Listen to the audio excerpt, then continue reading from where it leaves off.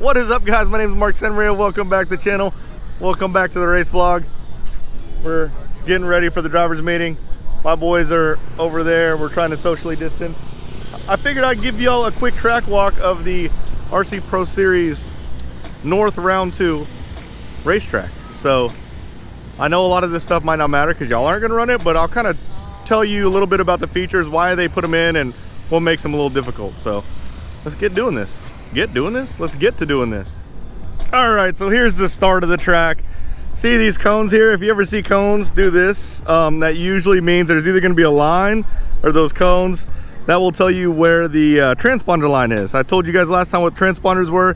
It's a little device in your car that counts the cars as they go across. So if you ever go to a track, you see cones like that or a line, that's trying to show people where the transponder line is or the starting line is.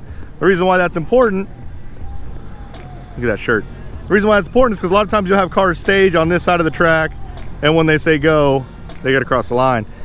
You don't ever want to start the race after the line because it might force start you, but nonetheless, you got a big long straight. Most tracks will have a big long straight like this, and it's good. I mean, I think every track should. I like how it's up front and not in the very back because it's scary to go super duper fast on a big long straight.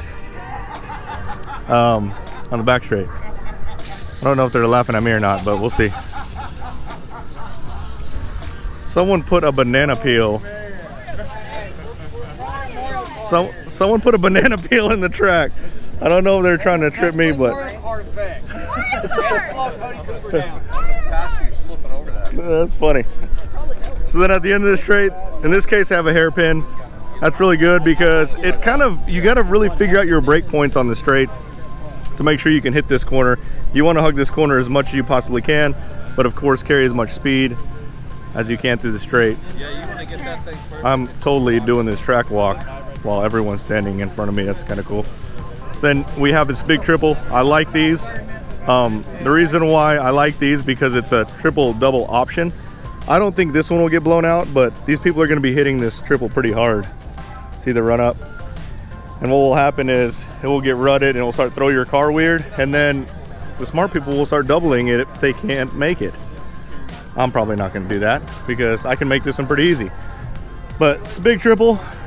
That's actually, like, you don't realize how far it is. That's probably a good maybe 30 feet. So your car, when you hit this one, your car actually lands all the way out here. You don't have to hit that very hard. Into a hairpin. Hairpins are always fun. Separates the strong drivers from the relatively weak drivers, like that driver right there. That's the guy who was talking crap about someone's mom the other time, remember? Anyways, hairpin into another. This is a quad. Quad again. These are cool. Like this jump doesn't look big, and you can see how it gets kind of rutted, like right in there. If you hit that, it actually kicks your car kind of weird. I actually hit this side. It's all about where you hit the jumps. I've hit this side once and I didn't make this quad. If you hit it in the middle, it's actually pretty solid. You can hit the quad, but this is also a double option or maybe a triple single option. And then into this piece. This piece is kind of cool. It's a tabletop here. You just want to run basically the tightest line you possibly can through this section. But it goes into this berm, which some people go really fast and like to hit the berm and throw dirt up. I personally like to hug really tight. And then this piece over here, it goes into another part. I love this high-speed stuff. I think it's freaking awesome. Totally missing the drivers meeting, by the way. So you're gonna hit this jump, basically the face, but there's no landing. So what this is it's what they call a kicker. See how it's flat on top?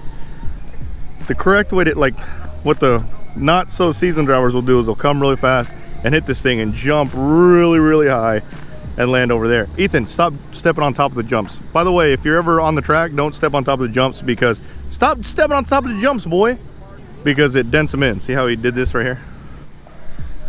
But anyways, what you want to do is you want to go really fast up to it, slam on the brake, and pretty much what they do, scrub. It's where your chassis actually scrubs the face of the jump, and it slows your car down a lot.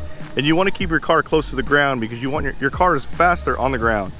So what you'll see the good guys do is they'll come up real fast, really, really fast, slam on the brake about right here, scrub the jump, and then they're basically landing right after this flat piece, and they're right back on the throttle, attacking this corner over here. Another hairpin. You want to hug those as much as you possibly can. This is a double here. There's really nothing crazy about this double besides the fact that it's probably going to get blown out a little bit. You can see it kind of rutting in there already. It's the beginning of the weekend. Whenever we start doing crap ton of laps on it, it will blow out a little bit. But for these jumps that you think are going to blow out when you're at these races, go ahead and work the option also. And I'll kind of tell you about the option here on this next jump, because this is a jump that to me will be the separator of the entire race. Another hairpin. This jump right here, this is a triple. The reason why I think this is going to be the separator of the race is it's a big triple. It's a big triple and it's far from the stand, so it's hard to see. But basically when you hit this thing right now, it works just fine. Evan, don't step on top of the jump, please. Don't ever step on the peaks. Whenever you hit this jump right now, you can make this triple no problem. But I can already tell by the end of practice, see how these little things right here, all that crap, when your chassis and tires and stuff hits that, it can throw it weird. I can tell you already by the end of the weekend, this will not be an easy jump. It will be so not easy that I think the better option is to double this, double it over here, and then single. So in practice, I was hitting the triple, and I could hit it in truck pretty easy.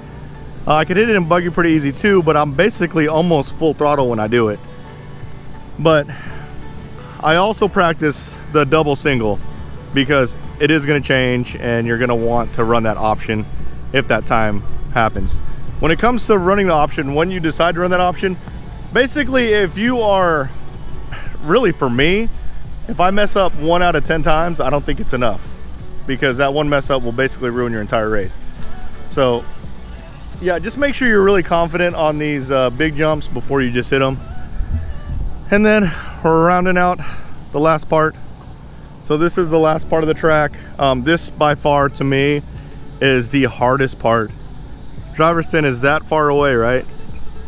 You see this curve? This is not like you'd think it just goes straight. No, it curves. So what you're seeing people do, and I was actually on the stand, everyone was having this problem, at least at first. What you think you do, or what you do, is you hit this and you hit the middle of this jump, but you don't realize that it's curving in still, and everyone is hitting this pipe right here. So what I'm doing is I'm coming in fast, I hit the middle of the jump, and as soon as I land, I'm already turning right so I can kind of hook right up in there. So yeah, to me this is the hardest part of the track. Also, if you go off here, not only you got to make sure you're going to get marshaled, but you can't see from back here, so your car is basically missing. So that's the track. Oh look, we're doing a happy birthday.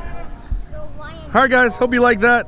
Yeah, so I wanted just to break it down for you guys who don't race very often and don't know what to think about whenever you're looking at the track. These are the kind of things that guys that's been racing for a long time think about. So I hope that helps everybody. So if you like this, smash the like button, subscribe to my channel, turn on the notification bell, and you guys will see me next time. Later guys.